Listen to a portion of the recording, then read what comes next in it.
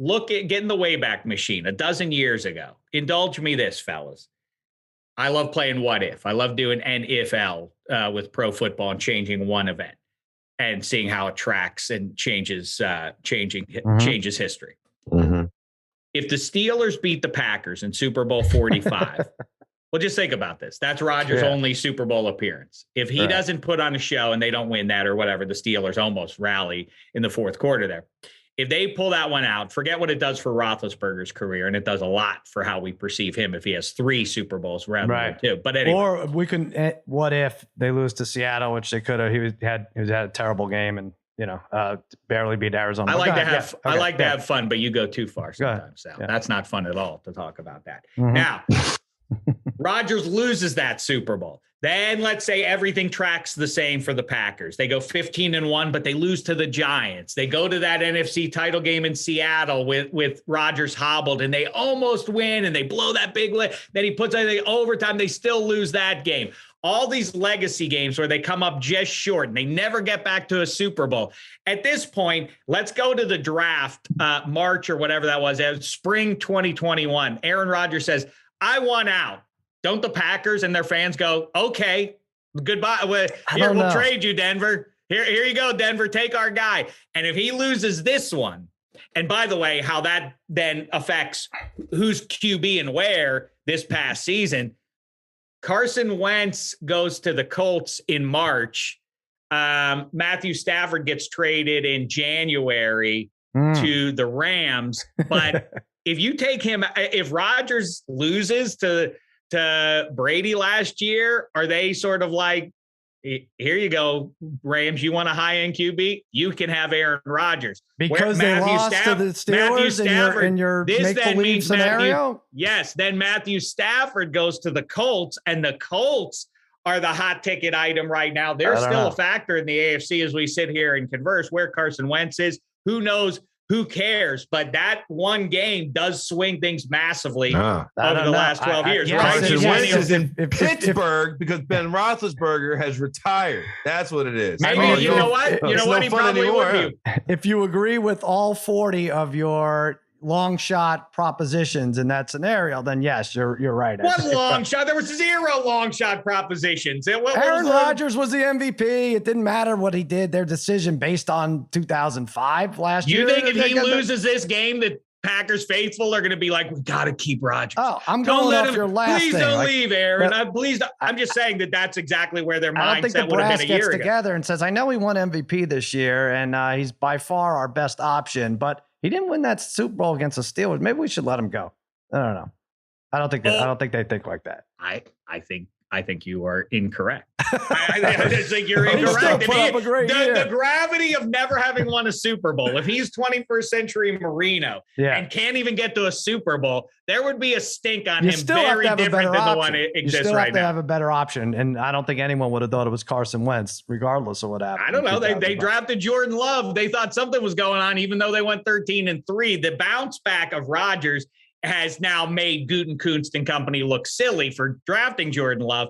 But again, take away that Lombardi from Rodgers and we regard him differently. Wow, what a talent. Wow, he's spectacular. He's very much like Marino, though, for whatever reason, man. He just doesn't equal postseason success. There would be a very different conversation going on. All right, maybe. And if he loses this game, who in Green Bay is going to be like, we got to keep this guy. Don't let this guy. I think a lot of people in Green Bay would want to keep one of the best quarterbacks of all time. He's going to win MVP 2 years in a row. Not if he didn't have a Lombardi. How many years did you keep Ben Roethlisberger after he won a Super Bowl? He had. What are you talking?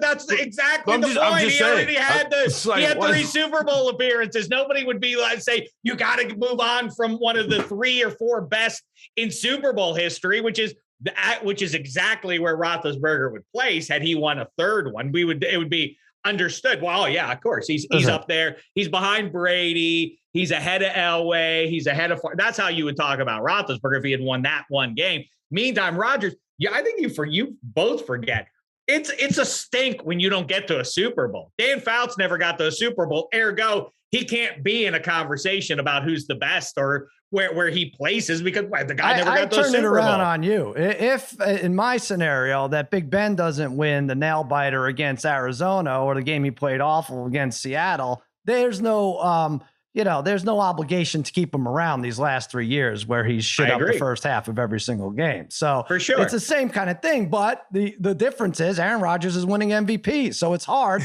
And ask Eddie Spaghetti how tough it is. The one thing is you can get rid of all these guys, but you got to come up with a better replacement. Eddie Spaghetti's calling for Joe Judge's head, much like all the Giants fans are. And now we're laughing at every interview they do. Like, oh my God, I don't want that, right, Spaghetti? And now it's like, oh God, you can't really.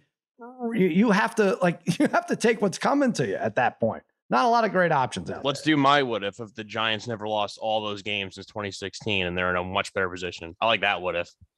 All right, let's do that. Which one? Plexico shooting himself? Is that what you're talking about? People forget that team. Spaghetti fights for that a lot. If there were BBs in that gun instead of a real, yeah. It is funny because I can harken back 30 years ago, be like, that team is disrespected. It is weird that in the last decade, the Giants were that team, and then Plexico shoots himself. Those playoffs are very different for the Giants. That was their best incarnation right there. Babyface, jump in here as a Steelers fan and just as a Dameshek theory fan enthusiast.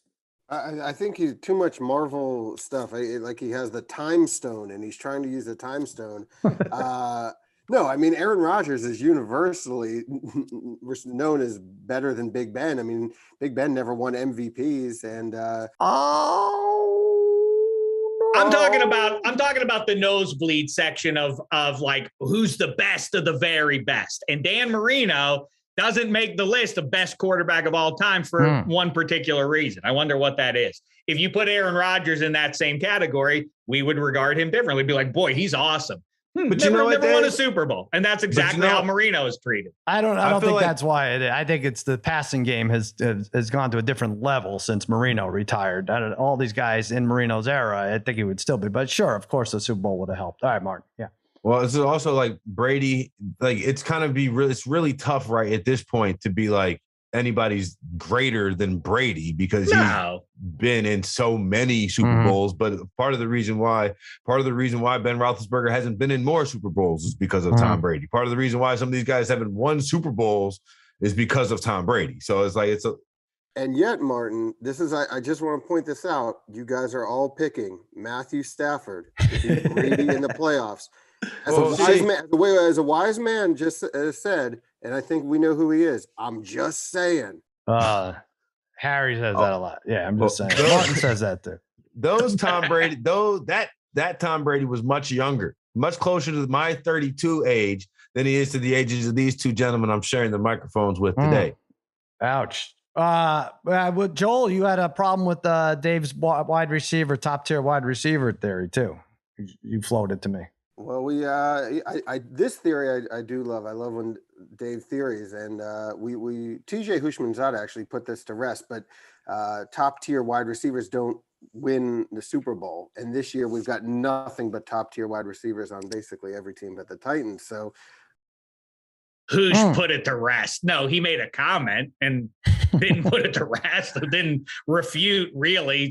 Well, none of those guys landed in good situations. None of the best wide receivers in the 21st century were in good situations, apparently, Hoosh said. And that's why you're not counting Mike Evans as a top tier, I guess. I love Mike Evans. Is he in that conversation of like Samuel? He wouldn't count Diggs and Deebo Samuel. I'm looking at this list now, Joel.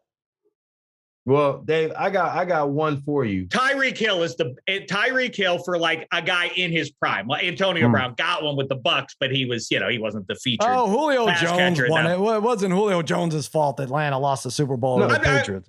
I'm just telling you. I'm telling you, we're 21 years into the millennium, and I'm pointing to Tyreek Hill as the best in his prime wide receiver winning a World Series. This is Torrey Holt giving you the middle finger. Torrey Holt and Isaac Bruce both. Got Super Bowl rings. 1999. I don't know. We just a few weeks ago, hey, Torrey Holt, you're a real, you're in my Hall of Fame. I said century. I said this century. That was 1999, Marty Weiss. So I Cool. I remain correct on that front. I think it's weird. I don't know how it's happened, but it is a fact that Nuke Hopkins and Julio Jones and Randy Moss and did I say Calvin Johnson? I don't know who else. They never won a Super Bowl in this millennium. It's weird. All right. It looks like it's going to happen to a top tier receiver this year, but